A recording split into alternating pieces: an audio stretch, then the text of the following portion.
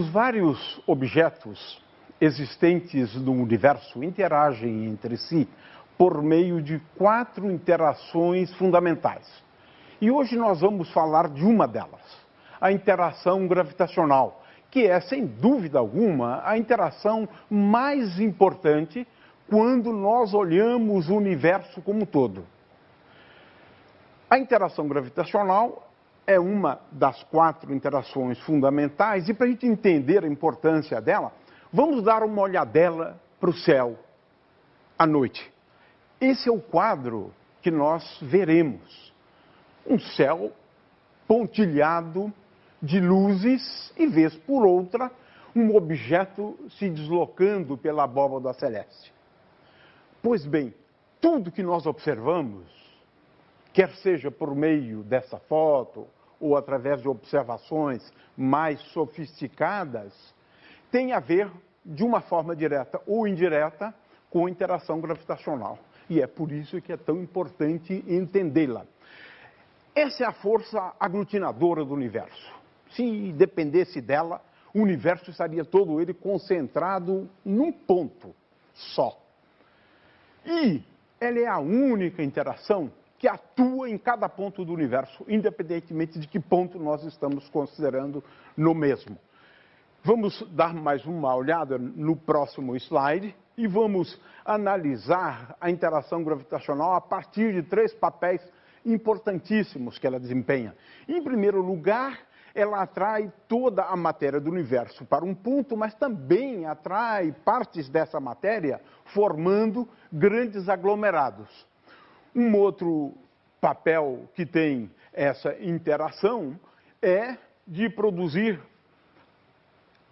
objetos relativamente pequenos, mas também objetos muito grandes.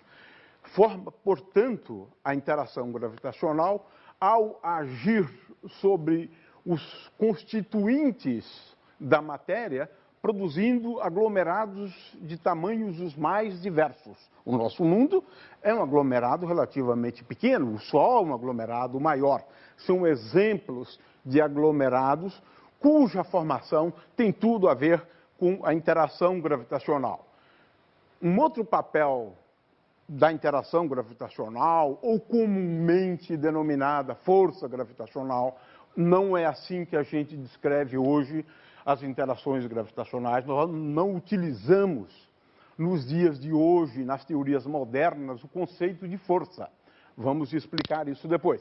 De qualquer maneira, esse é um dos papéis da interação gravitacional, formar aglomerados ou sistemas ligados gravitacionalmente. Estamos vendo aqui nessa ilustração o sistema mais próximo de nós, que é o sistema solar, composto por bilhões de objetos, dos mais diversos tamanhos. E esse é o papel, então, da força gravitacional. Essa é a força, sem dúvida alguma, ou interação, sem dúvida alguma, mais importante, né, do universo. Então, ela tem essa propriedade, ou essa habilidade de estar presente em todas as partes do universo. E ela é a responsável por dar uma certa forma arredondada aos corpos celestes. E isso tem a ver com a interação gravitacional. Ela é responsável pelo movimento dos objetos, especialmente em larga escala, pela evolução do universo e, como entendeu Einstein, por uma propriedade do espaço. Veja, a interação gravitacional tem uma relação direta com uma das propriedades do espaço, conhecido como curvatura do espaço. E é por isso que é tão bonito, é tão interessante a gente estudar a interação gravitacional. Vamos entender, em primeiro lugar, o que produz a interação gravitacional. O que é relevante para a gente entender, né, a interação gravitacional? Em primeiro lugar, é uma característica da interação gravitacional atrair todos os objetos. Se eu tenho um objeto grande, esse objeto grande vai atrair os demais objetos em direção ao objeto grande. Essa força é uma força atrativa, ela nunca repele os objetos. Ela é, por outro lado, a mais débil, o que, na verdade, essa debilidade é apenas relativa. Quando o objeto tem uma massa muito grande, na realidade, essa força domina sobre todas as demais forças. Essa é uma coisa muito curiosa. A interação gravitacional, apesar de parecer débil, ela domina sobre as demais interações, especialmente no processo de evolução estelar, né? Então, essa debilidade é bom que se entenda, né, que é relativa. Ela é, no entanto, a interação menos entendida de todas.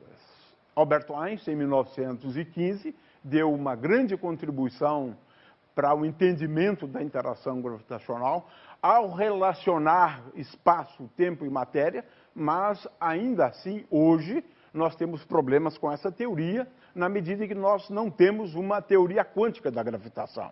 E é, portanto, um problema ainda em aberto em física, entender a gravitação. Ela é uma das 4 interações ou forças fundamentais, né? E nós gostaríamos de chamar a atenção para, além da interação gravitacional, interação eletromagnética, a interação forte, a interação fraca e assim por diante. O que é importante é entender o que produz a interação gravitacional. Que atributo um corpo deve ter para que ele interaja gravitacionalmente? E aqui nós somos levados ao conceito de massa. Vamos começar tentando entender o que é massa.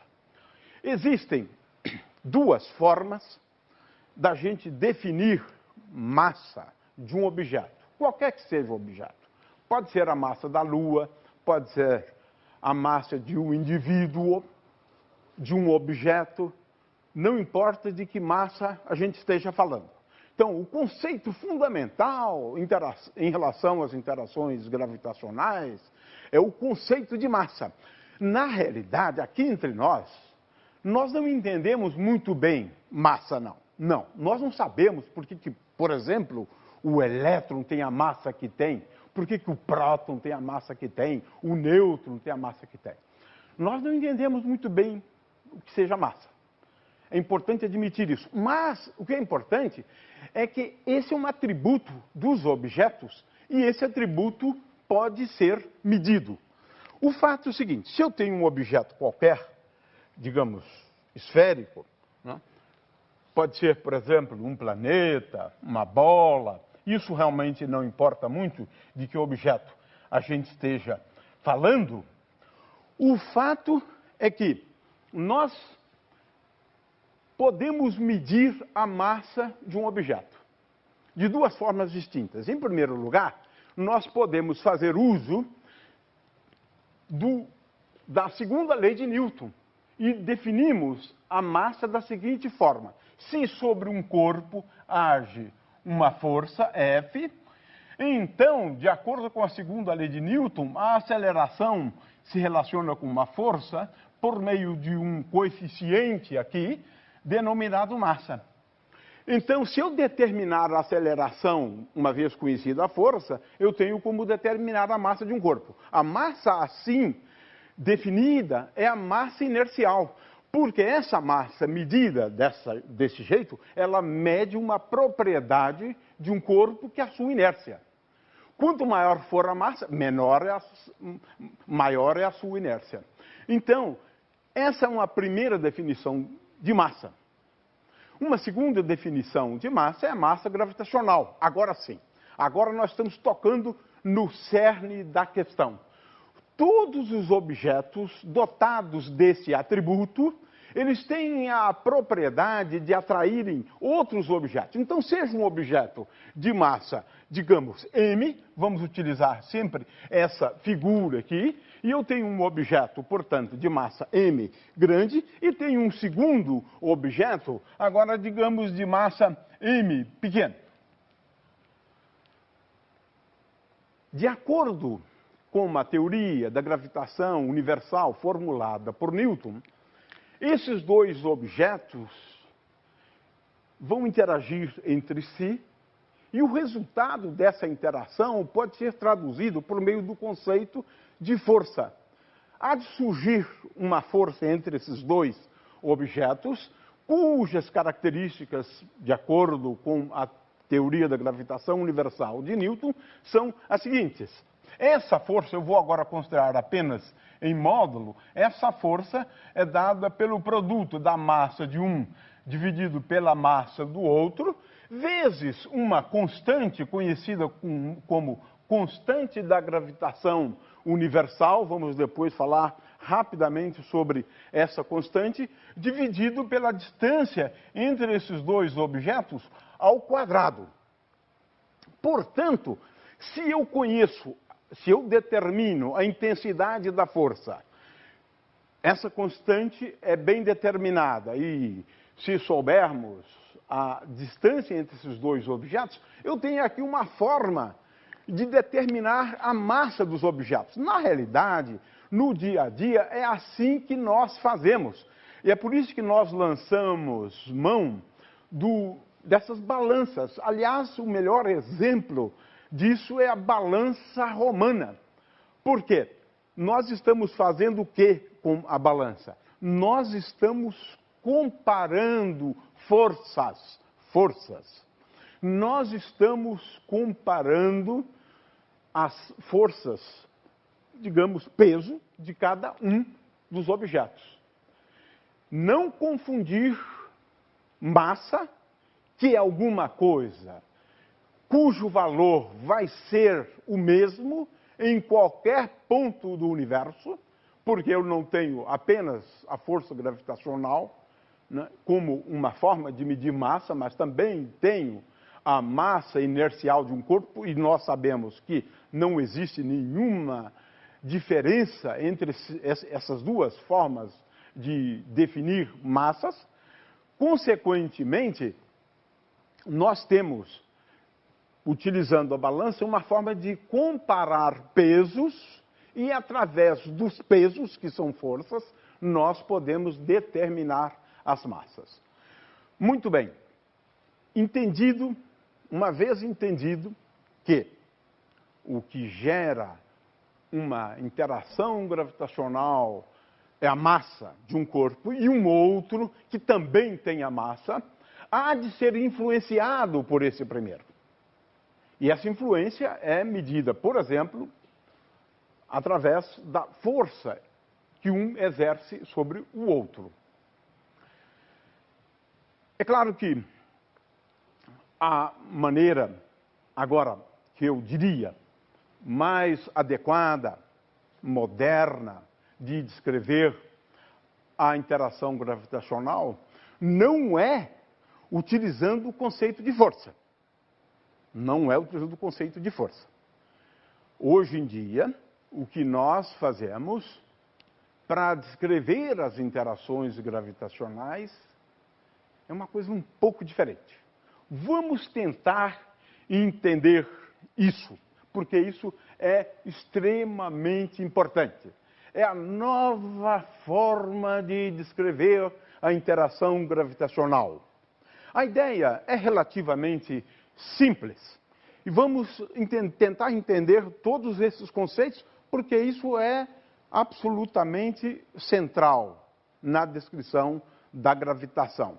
A ideia é a seguinte: se eu considero um objeto qualquer, vamos voltar aqui ao nosso exemplo. Eu tenho um objeto, o Sol, por exemplo, a Terra, e é por isso que eu desenhei esse objeto sob a forma de uma esfera.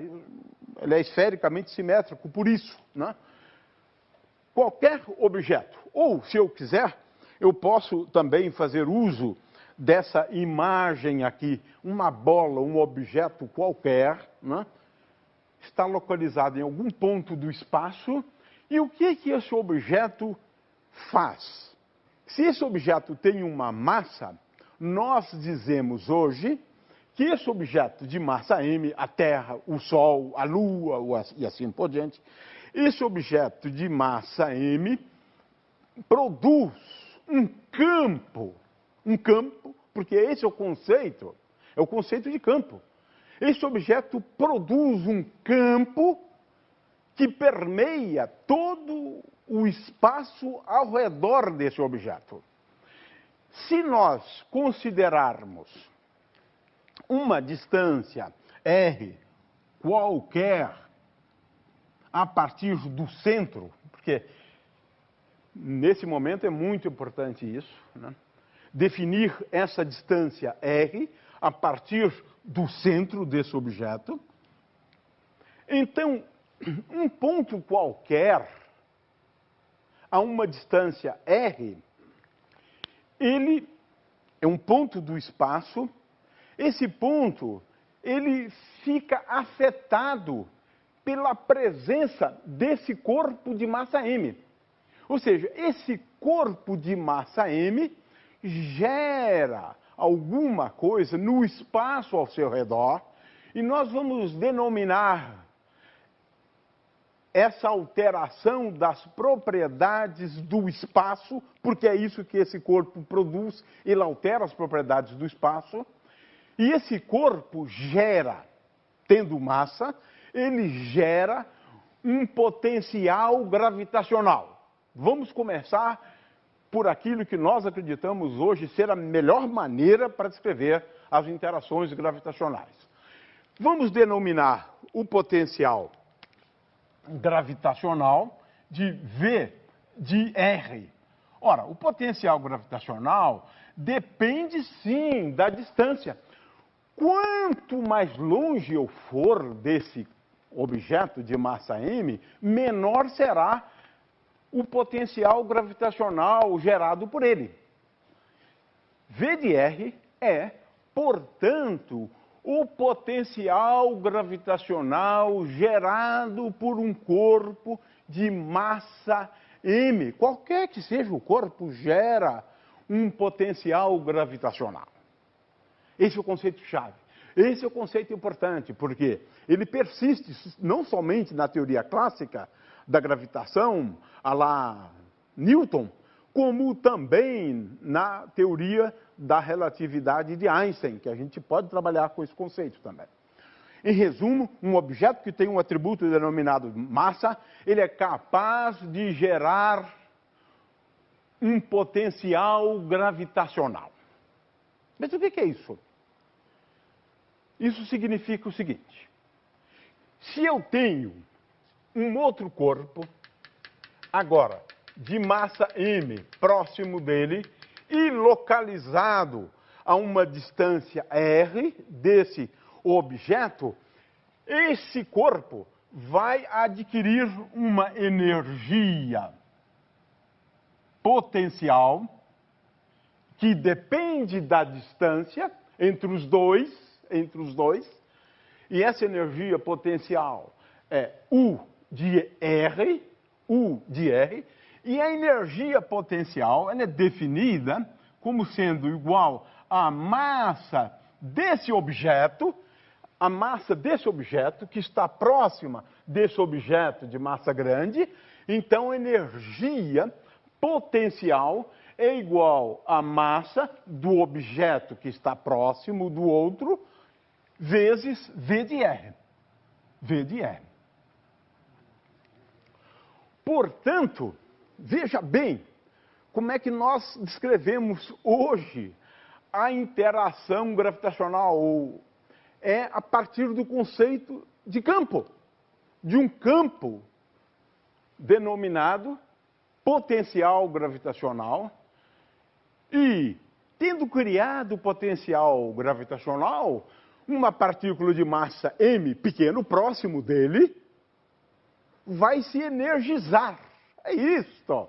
Altera a energia da partícula. Então, um corpo de massa m gera uma alteração nas propriedades do espaço ao redor desse corpo, gera uma propriedade, né, curiosa, e que nós estamos denominando de potencial gravitacional, de tal forma que uma outra partícula interage com essa, de tal forma que essa partícula adquire uma energia potencial U de R, onde essa energia potencial de R é igual à massa dessa partícula que se aproxima daquela, vezes o potencial gravitacional. É assim. As coisas se passam assim. Um objeto gera um campo e um segundo interage com esse objeto por meio do campo que ele gerou. E esse campo, no momento, nós estamos dando o nome a ele de potencial gravitacional, e energia é energia potencial gravitacional.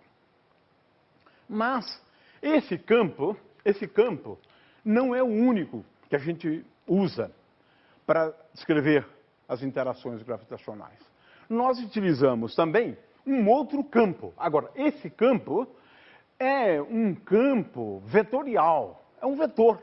Se é que é um vetor, vamos denominá-lo de G, como é usual, é um campo vetorial que depende da posição do corpo, ou, em geral, esse G depende, agora nós estamos falando em geral, se eu tenho um ponto aqui, cujo raio vetor de posição é R, então nós podemos dizer, e na realidade existe uma relação entre esses dois campos, eu acho que não vale a pena a gente comentar muito, e esse campo é conhecido ou denominado campo gravitacional. O campo gravitacional é um campo vetorial. E é esse o campo que muitas vezes nós nos referimos a ele como sendo o campo fundamental, mas não é. O campo fundamental é o potencial gravitacional, que é um campo escalar. Esse campo é o campo gravitacional. Qual a relação entre os dois? Você dizer que um objeto qualquer gera um potencial gravitacional, ou que esse corpo gera um campo gravitacional, nós estamos falando de coisas que são, na realidade, equivalentes. A gente nunca se dá muito conta disso, mas é verdade. Mas é verdade. Por quê? Porque o campo gravitacional G de R, o campo gravitacional, ele é, na verdade, uma taxa de variação, agora estou falando de grandezas vetoriais, e não vale muito a pena a gente falar sobre isso, mas o fato é que o campo gravitacional, ele é uma função do ponto, e ele é obtido a partir do potencial gravitacional como sendo taxas de variação do potencial gravitacional. Muito bem. Como é que eu defino esse campo? Eu introduzi esse campo e a definição dele é bastante simples. Um objeto próximo, esse objeto que está próximo desse, a uma distância R, experimenta uma força, onde essa força é dada pela massa, o produto da massa, pelo campo gravitacional gerado por esse corpo de massa m. Portanto, pode-se dizer que o campo gravitacional é igual à força que essa partícula experimenta, dividido pela massa. Mas veja, existe uma diferença entre a força que uma partícula experimenta e o campo. Porque o campo está lá independentemente da partícula estar ou não. O campo é uma propriedade agora do espaço. O campo é alguma coisa que foi gerada por esse objeto que está aqui. Um outro próximo dele vai interagir com esse por meio do campo criado por esse corpo de massa M. Muito bem. Esses são os conceitos mais importantes da teoria da gravitação. São os conceitos mais importantes. O resto agora é saber, né, calcular. Saber calcular. Mas para a gente ir ou analisarmos essa questão, nós vamos introduzir aqui dois dados que a gente extrai a partir da teoria de Newton da gravitação universal. O primeiro é o seguinte: ao invés de considerarmos um objeto extenso, grandão, vamos considerar dois objetos, um de massa m e o outro de massa m. Mas qual é a diferença entre esses dois objetos aqui e esses dois objetos aqui? É simples. Isso aqui é um objeto grande, composto por, digamos, átomos. O Sol, a Lua, a Terra. Esses dois aqui nós denominamos de pontos materiais, cujas dimensões de cada um deles praticamente são desprezíveis. Eu estou falando aqui do conceito de ponto material. Então, vamos considerar dois pontos materiais. Poderíamos pensar até em ponto no sentido realmente geométrico. Objetos de dimensões tão pequenas que nós podemos considerar esses objetos como se fossem pontiformes. Muito bem. No caso de dois objetos pontiformes, de dimensões muito pequenas, então, para esses objetos, vale a lei de Newton, a lei da gravitação universal. Ela foi formulada para objetos pequenos, diminutos, pontiformes. Para esses dois objetos, nós podemos escrever que vamos começar com o potencial, eu acharia melhor, então vamos começar com o V de R. O V de R, que é o potencial gravitacional gerado por esse corpo de massa m grande, é tal que ele é dado pela seguinte expressão: V de R é igual a menos G, que é a constante da gravitação universal introduzida por Newton, vezes a massa desse objeto que está gerando o potencial gravitacional, dividido por R. Olha só, é uma expressão extremamente simples e muito fácil da gente guardar. Tudo que o Newton estava dizendo, ele não disse isso, disse de uma forma um pouco diferente, né? É que um corpo, tratando desse corpo como se fora pontiforme, este corpo gera um potencial gravitacional cuja expressão é esta. Ou seja, o potencial gravitacional a uma distância r é dado por menos, esse sinal menos é devido ao fato de que a força é sempre atrativa, a gente já vai ver isso. V de R é igual a menos por ser atrativo, G, que é uma constante da gravitação universal, constante de Newton, vezes a massa desse corpo que produz o potencial gravitacional dividido por R. O que significa isso? É que à medida que eu me afasto do corpo, menor há de ser a intensidade do potencial gravitacional. À medida que você vai se deslocando cada vez mais longe, menor será o potencial gravitacional. Ora, isso posto, vamos considerar agora a energia de um objeto de massa m que interage com esse aqui, de massa m grande.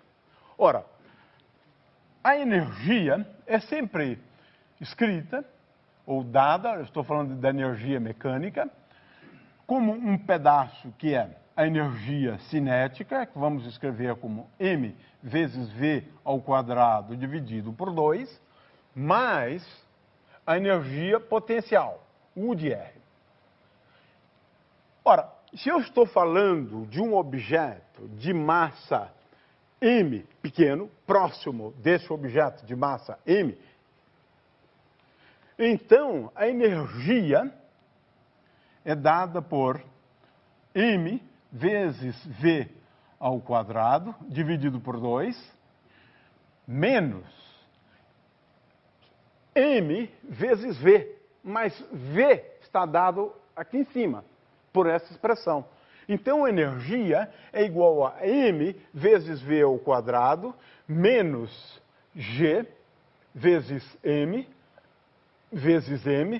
dividido por r. Aqui está um primeiro resultado, e muito importante, em relação à gravitação. Qual é o resultado?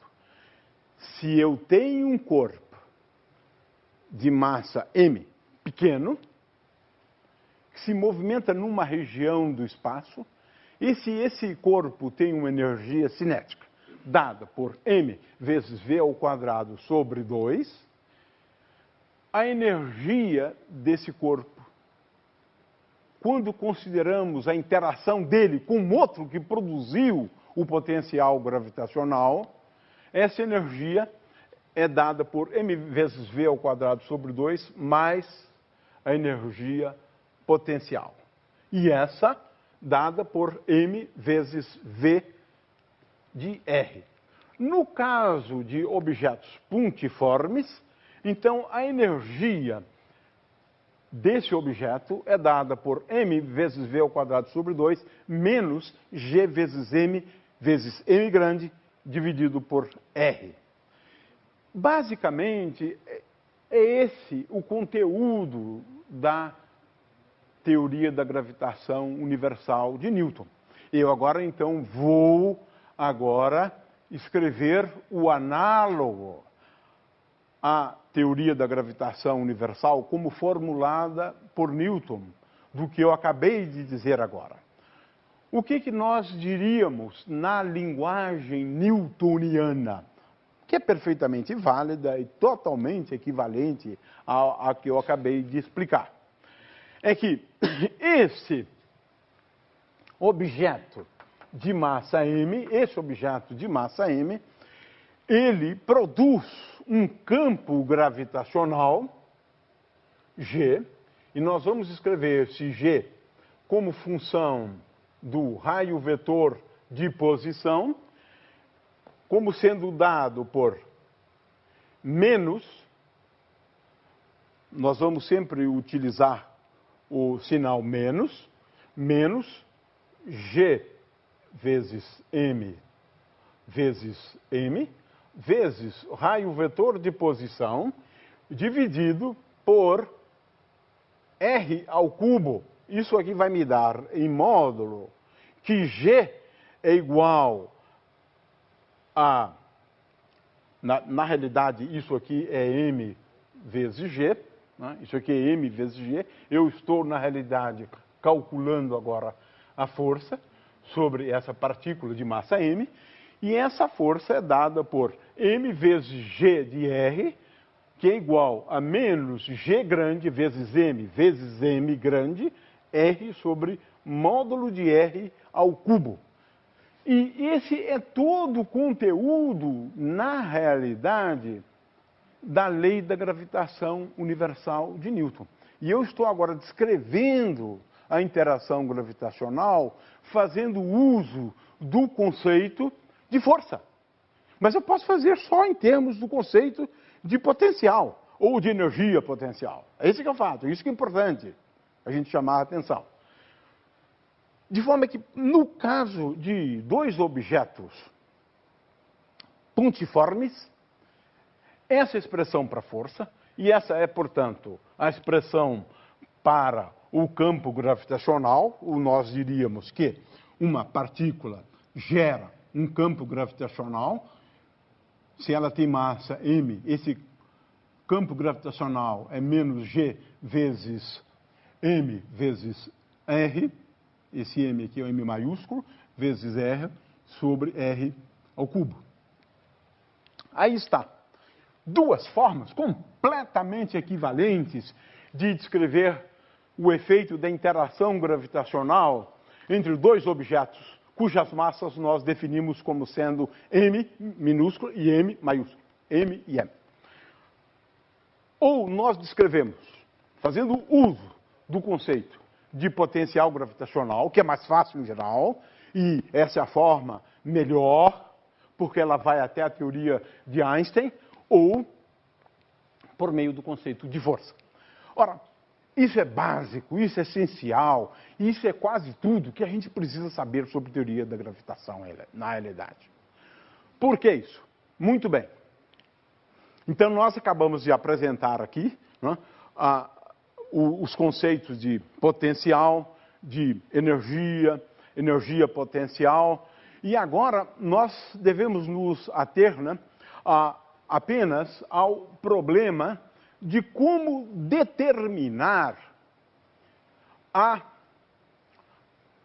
energia potencial ou o potencial quando eu tenho não só uma partícula de massa m, mas eu tenha, digamos, um conjunto de partículas de massa m. Para isso, eu vou lançar mão aqui de uma figura, né? E essa figura nós podemos utilizar um sistema de 3 eixos, né? Z, X e Y, e é claro que para cada um dos objetos, digamos que eu tenha N objetos aqui no espaço, né? Eu estou agora aqui falando de duas possibilidades de distribuição de matéria, uma distribuição discreta de matéria e uma outra que é uma distribuição contínua de matéria. Em essa figura aqui, nós temos, no caso aqui, 7 massas distribuídas pelo espaço. É dessa figura que eu estava me referindo aqui. Cada um desses objetos de massa m, eles são caracterizados por raios vetor de posição diferentes.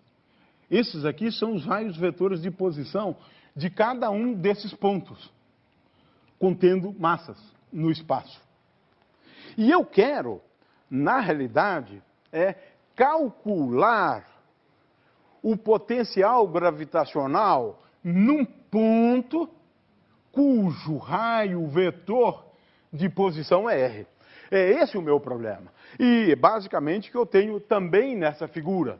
Eu estou querendo determinar o potencial gravitacional num ponto cujo raio vetor de posição é R, devido, digamos, a 7 massas localizadas em pontos diferentes do espaço. Ora, a coisa é bastante simples. Se eu conheço o potencial produzido por uma, basta que eu considere uma de cada vez e agora determine o potencial como sendo dado pela soma dos potenciais gravitacionais gerados por cada uma daquelas partículas. Portanto, no caso de uma distribuição discreta de massa, a expressão é bastante simples, é uma soma.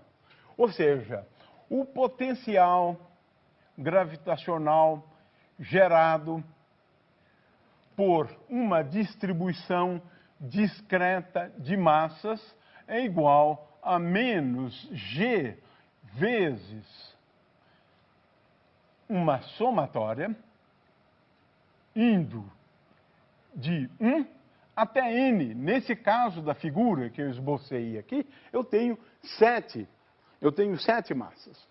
Então, nesse caso, iria de 1 até 7. Eu somo somatória de MI das várias massas dividido pelo módulo da distância do ponto P até o ponto onde estão localizadas aquelas massas. E essa distância nós escrevemos como R menos RI em módulo. Aqui está, portanto, a expressão para o potencial gravitacional quando eu tenho uma distribuição discreta de massas. Eu apenas somo as energias potenciais geradas por cada uma das massas.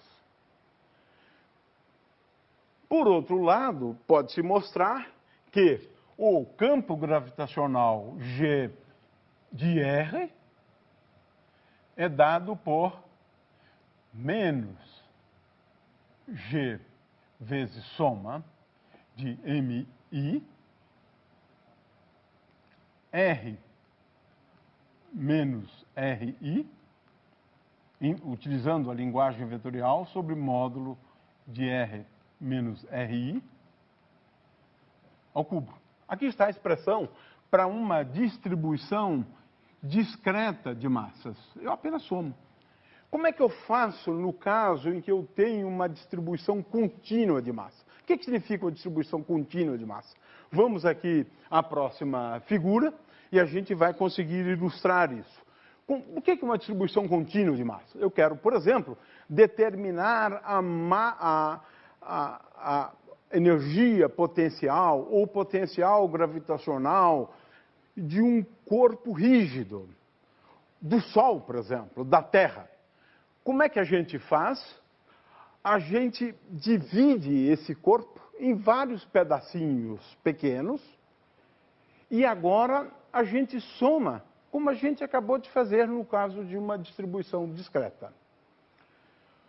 Ora, com o passar do tempo, nós desenvolvemos uma matemática que nos permite expressar de uma maneira simples tanto a energia potencial quanto a força, ou o potencial gravitacional, quanto o campo gravitacional, levando-se em conta a massa. Vamos ver como isso é possível. Isso é mais fácil de entender no caso de uma distribuição esférica de massa. Isso é muito importante, porque agora nós estamos falando do que interessa mesmo, né? Dos corpos celestes. Né? A energia, potencial gravitacional, a força gravitacional de um objeto cuja massa é distribuída de uma forma que seja esfericamente simétrica. Com isso, nós estamos querendo dizer que a densidade depende apenas da distância até o centro da distribuição. Nesse caso, nós podemos fazer análise da contribuição dessa distribuição para o potencial gravitacional, considerando cascas e somando a contribuição de cada uma das cascas.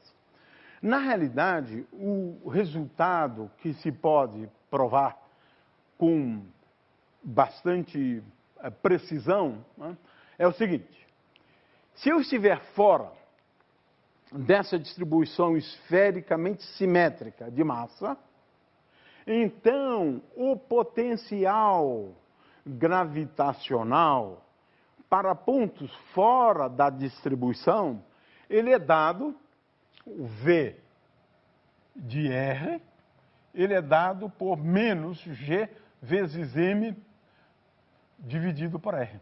Ora, você diria, mas espera um pouco. Qual é a diferença desse caso para o caso que eu tenho um objeto pontiforme? Olha, Isso tomou vários anos de Newton para entender isso. O dia que ele entendeu, ele publicou os princípios dele. Né? É curioso isso. Se eu tenho um objeto que é esfericamente simétrico, como o Sol, tudo se passa como se ele fosse pontiforme e toda a sua massa estivesse concentrada na origem. Isso é fantástico, porque facilita muito os cálculos. Né? De forma que, se eu tenho um objeto que é esfericamente simétrico, eu posso deduzir esse resultado e posso deduzir também o seguinte resultado, que G de R é igual a menos G vezes M sobre R, digamos, ao quadrado, vezes estou reescrevendo isso de uma forma um pouco diferente. Né? Ou seja, a aceleração da gravidade próximo de um objeto esférico, ela é igual a menos G vezes a massa desse objeto, a massa dele como um todo, dividido por R ao quadrado, vezes um versor R dividido pelo módulo de R. O que significa, normalmente, nós escrevemos isso assim, G de R é igual a G vezes M sobre R ao quadrado. Ora, se você está sobre a superfície de um objeto esférico qualquer, um corpo celeste qualquer, então você vai experimentar a ação de uma aceleração da gravidade, que é o campo gravitacional, que é G igual a G vezes M sobre R ao quadrado. Aqui está um resultado absolutamente fantástico. Para eu determinar a aceleração da gravidade sobre um corpo celeste qualquer, planetas, o Sol e assim por diante, tudo que eu tenho que saber é qual é a massa desse objeto e o raio dele. Claro que eu preciso determinar G também. Mas isso Cavendish fez para a gente há cerca de 200 anos atrás. Ele, ao determinar a força sobre dois objetos de massa M1 e M2, ele acabou com isso, na realidade, determinando o valor de G, que é um valor bastante bem conhecido. Né? Então, se eu souber qual é o valor dessa constante, eu queria mais um slide. Se eu souber o valor de G, eu posso, né, determinar qual é a aceleração da gravidade. A aceleração da gravidade há de ser diferente em diferentes planetas. Por exemplo, a aceleração da gravidade na Terra é, tendo em vista o valor da massa da Terra e também tendo em vista o raio da Terra de 6.370 quilômetros, esse G é 9,81 aproximadamente na superfície terrestre. No entanto, na Lua, a gravidade é 6 vezes menor. Por quê? A massa da Lua é menor do que a massa da Terra. É claro que você precisa sempre levar em conta também o valor do raio da Lua, né? Mas o fato é que a aceleração da gravidade varia de planeta para planeta.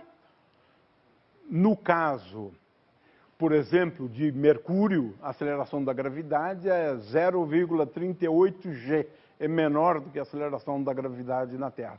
No entanto, a aceleração da gravidade na superfície dos diversos planetas, por incrível que pareça, não varia muito, não.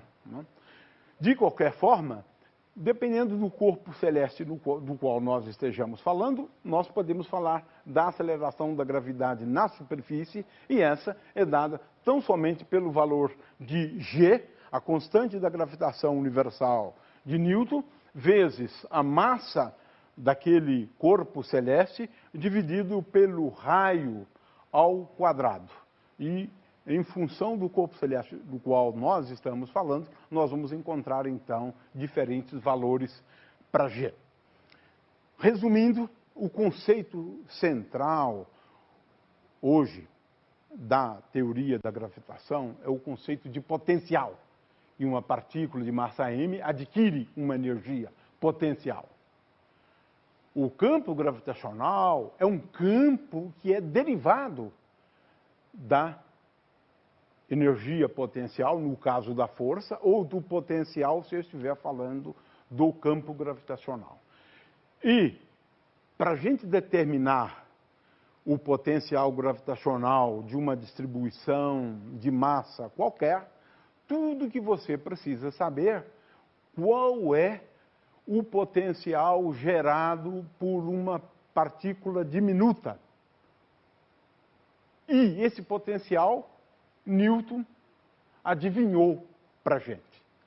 Sabendo isso, tudo que eu tenho que saber é como somar, porque é disso que se trata para se determinar o potencial gravitacional gerado por uma distribuição de massa qualquer. O conceito básico da teoria da gravitação é o conceito de campo, do potencial gravitacional. Tendo abordado os conceitos centrais, e nós gostaríamos de reforçar muito a questão do potencial gravitacional na descrição da interação gravitacional, só nos resta agora então agradecer a atenção de todos vocês. Muito obrigado.